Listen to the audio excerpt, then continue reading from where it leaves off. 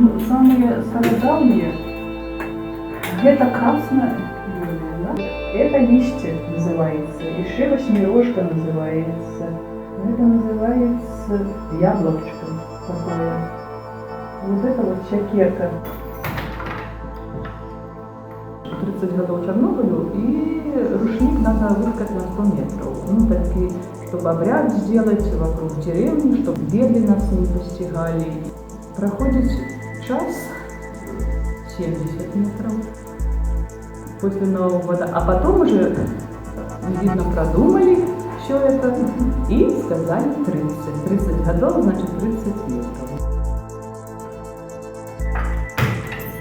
Теперь и рада, что выткала этот рушник, и меня заставили тоже подарить его, хотя я не хотела. Я сказала, я лучше что-то привыткала, но только, такая все-таки ответственность, самому президенту вручить что-то словами, чтобы просто так поднести, а тут еще и говорить надо было.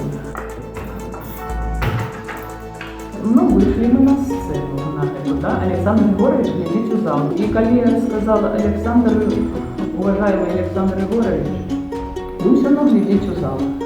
У меня пауза такая, думаю, как я могу говорить человеку, когда он глядит у зал.